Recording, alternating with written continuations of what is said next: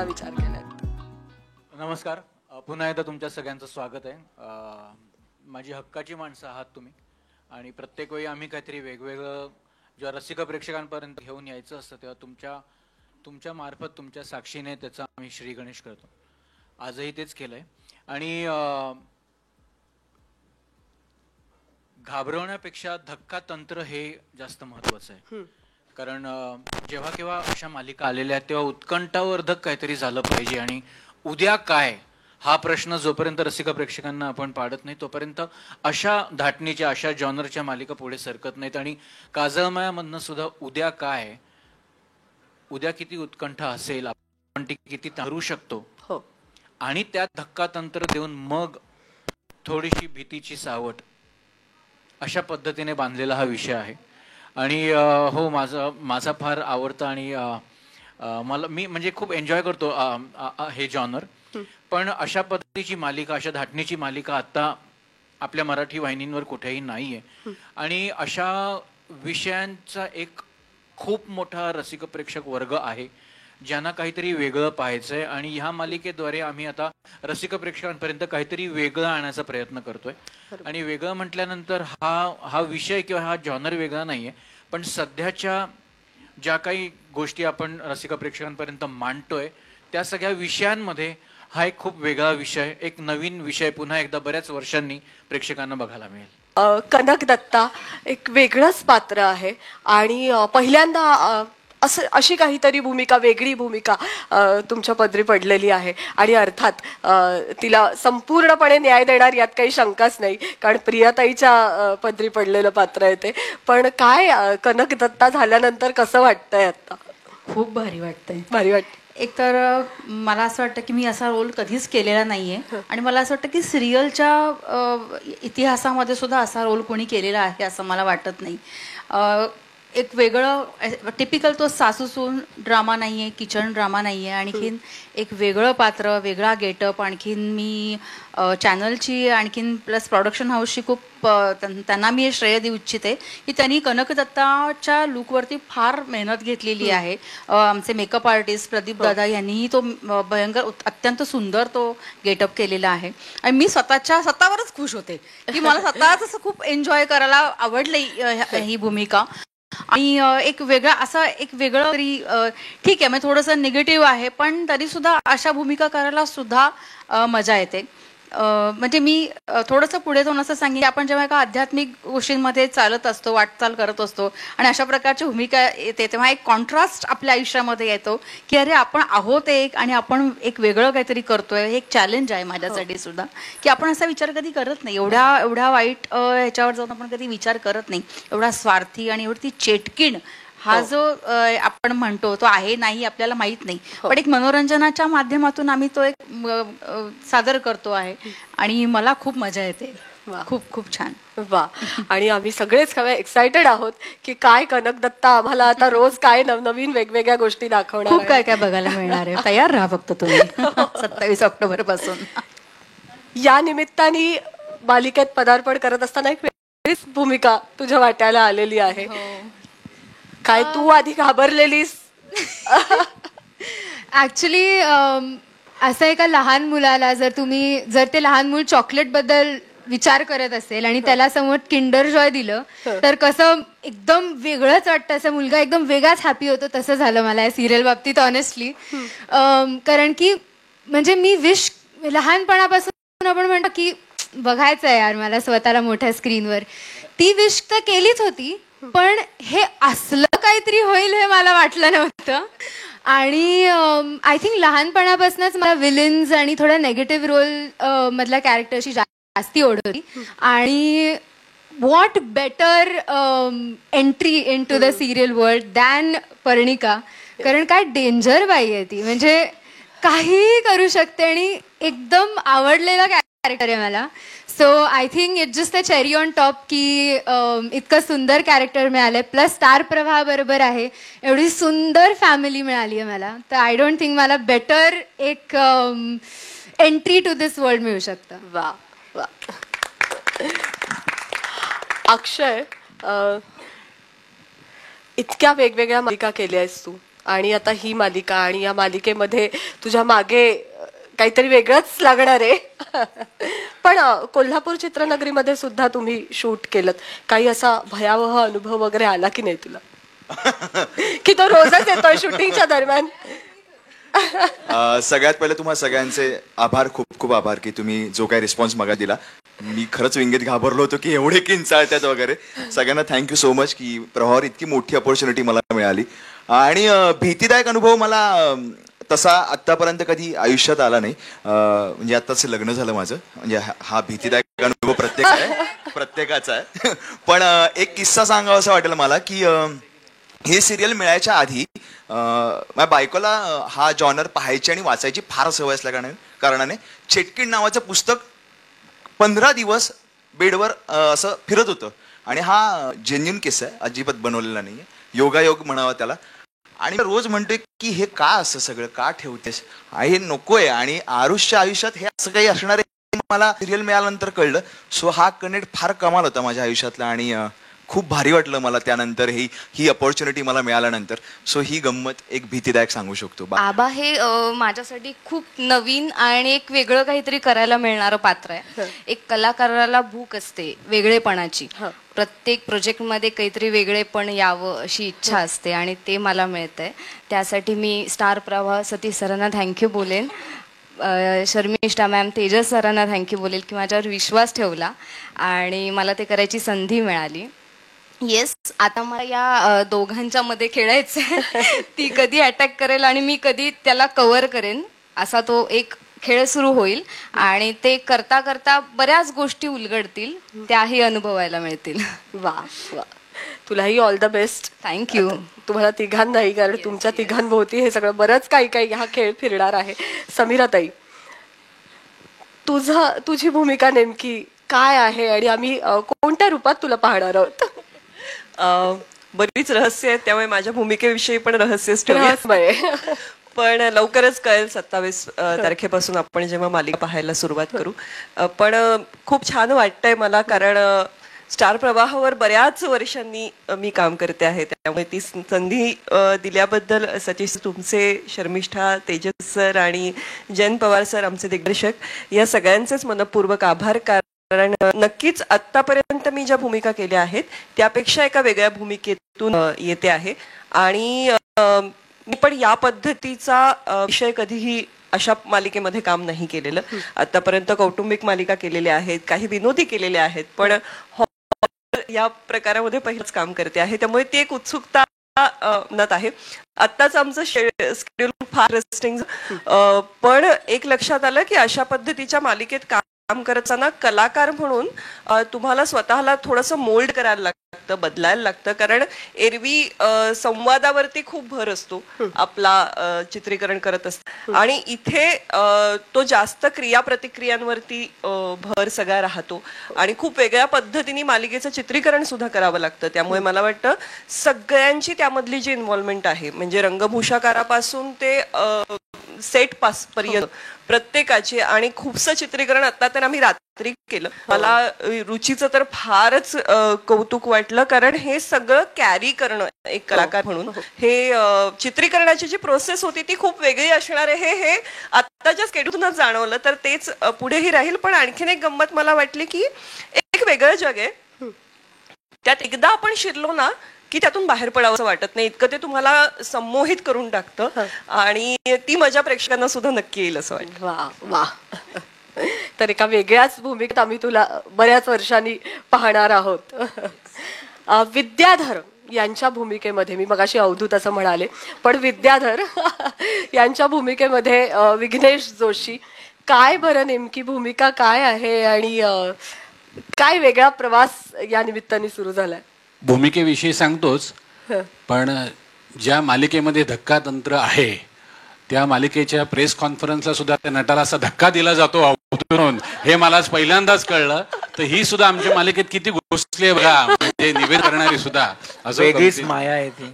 हा, वेगळीच माया आहे. हा, तिकडे काजळ माया, इकडे असू दे, त्यावर भाषण नाही करायचं. तिथे पण माझ्या भूमिकेला धक्काच आहे. ज्यावेळी मला म्हणजे शर्मिष्ठाने फोन केला तेव्हा त्यांनी पहिला धक्का दिला होता मला की विघ्नेश, तुला सगळ्यात कठीण भूमिका आहे, तुला अभिनय करावा लागणार आहे. म्हटलं म्हणजे काय? तर ती म्हणाली साध्या माणसाची भूमिका आहे. म्हणजे हाच माझ्यासाठी धक्का होता. म्हणजे साध्या माणसाचा मला अभिनय करावा लागणार आहे. दुसरा धक्का मला JP आणि शिरीष सरांनी दिला होता की ते म्हणाले तू उच्च शिक्षित नाहीयेस पण त्याचं नाव विद्याधर आहे. हा एक धक्का होता त्यामध्ये मला. त्यामुळे असे 2-3 वेगवेगळे धक्के होते.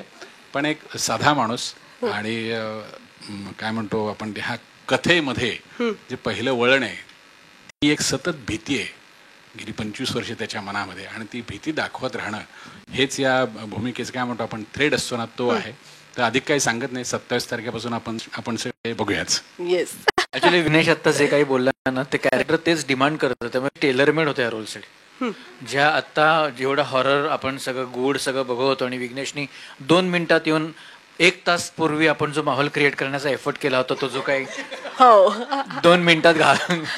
सो अशा जॉनरमध्ये एखादा असं खरं पात्र जे उत्कंठावर्धक किंवा जे थोडंसं रहस्यमय किंवा आता भीती वाटते का काय ह्या टिपेला गेल्यानंतर सुद्धा एखादं हळवं वातावरण निर्माण करणारा जो एक विद्याधर आहे तो विघ्नेश आहे. त्यामुळे ज्या पद्धतीने त्यांनी स्वतःला आता सादर केलंय आम्हाला असं वाटतंय की चोख भूमिका निवडली आम्ही त्याच्यासाठी.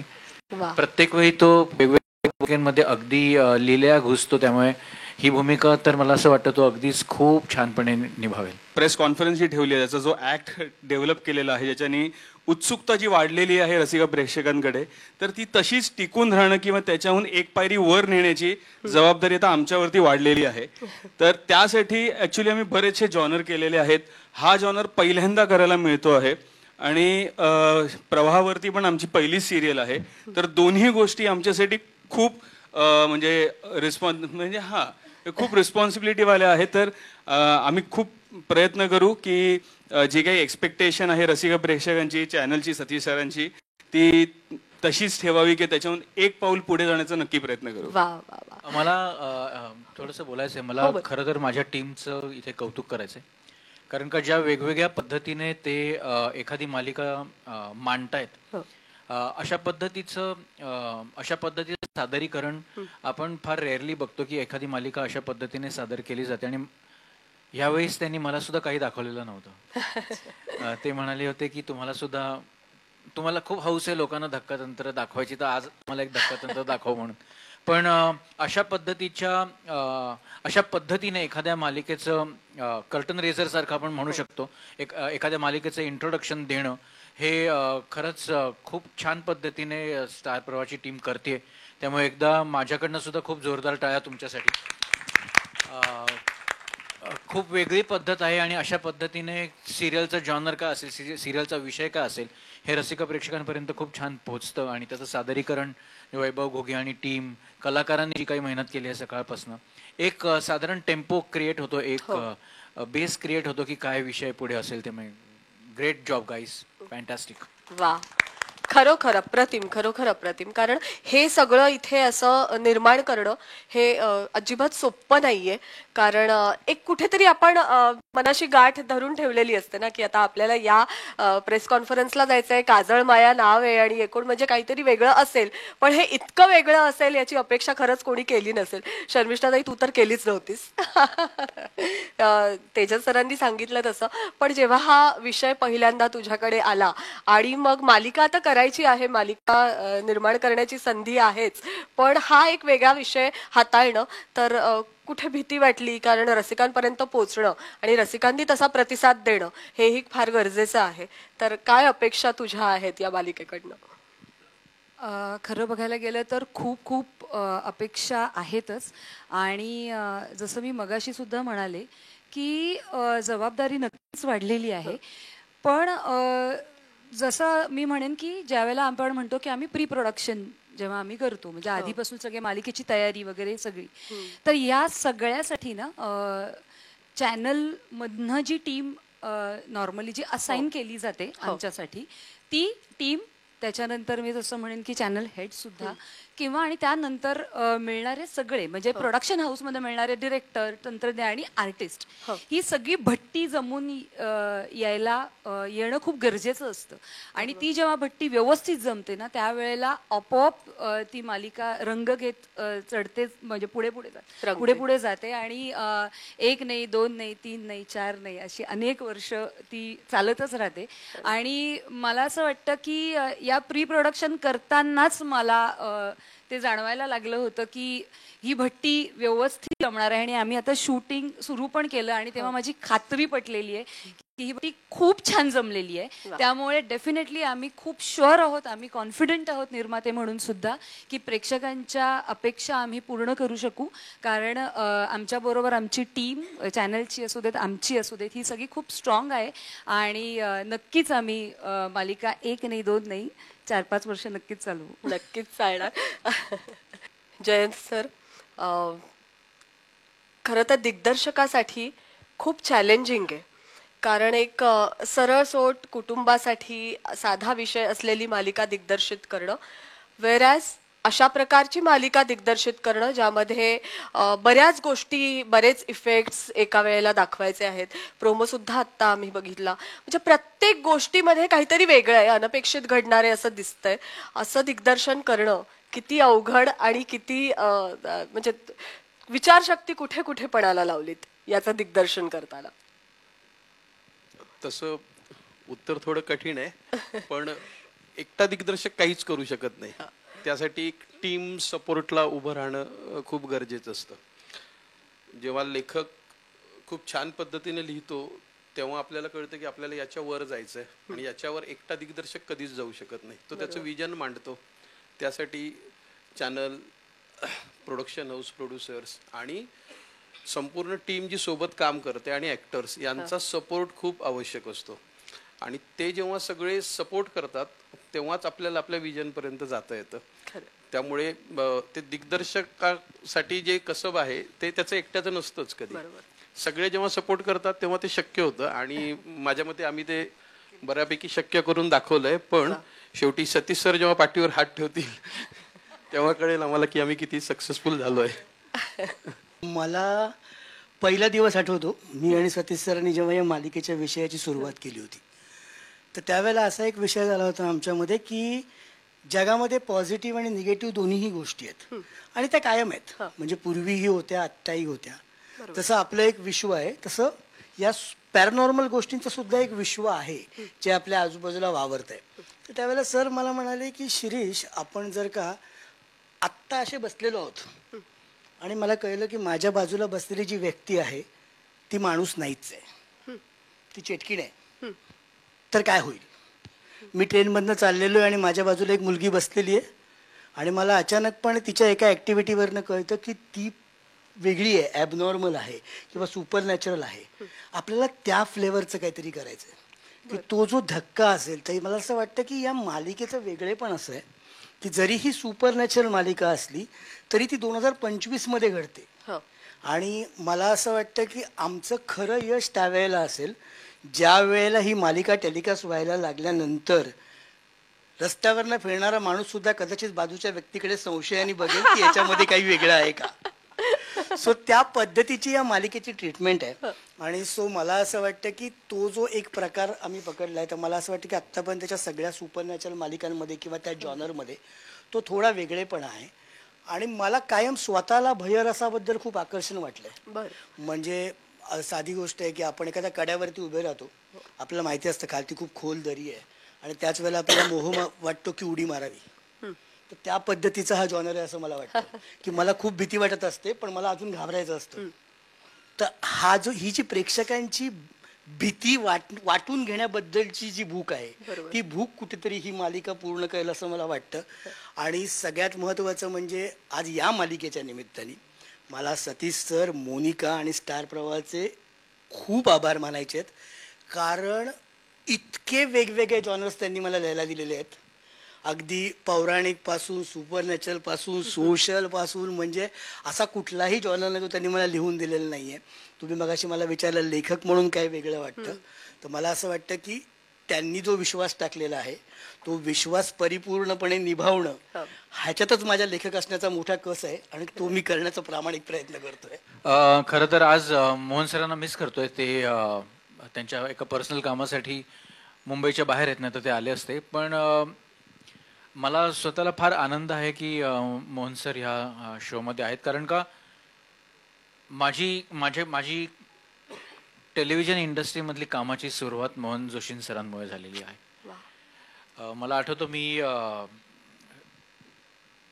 24 वर्षाचा असीन आणि मला एक सिरियल डिरेक्ट करायची होती आणि ते प्रोजेक्ट आलं होतं, हिंदी प्रोजेक्ट होतं. आणि माझ्याकडे आणि माझ्या वयाकडे आणि माझ्या आधी कसलाही अनुभव नसल्यामुळे लोकांचा माझ्याकडे बघण्याचा दृष्टिकोन फारच वेगळा होता. त्यांना विश्वास नव्हता की मी जे सांगतोय किंवा मी जे करू पाहतोय ते मी करू शकीन. आणि मी माझ्या एका मित्राकडनं मोहन सरांचा नंबर मिळवला, कारण का त्यांचं बँक अकाउंट होतं त्या बँकेत आणि माझ्या मित्राचा मित्र त्या बँकेत काम करत होता.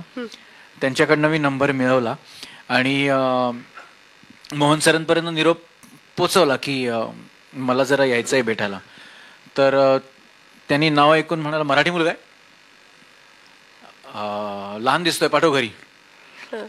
तर घरी बोलवल्यानंतर मला कळलं नाही, कारण का मला गोष्ट सांगायला जायचं होतं आणि माझी अशी अपेक्षा होती की ते मला सेटवर बोलवतील, पण डिमांडमध्ये होते. पण इतके मोठे मोठे सिनेमे करत होते, पण त्यांनी रात्री 11 वाजता मला घरी बोलवलं.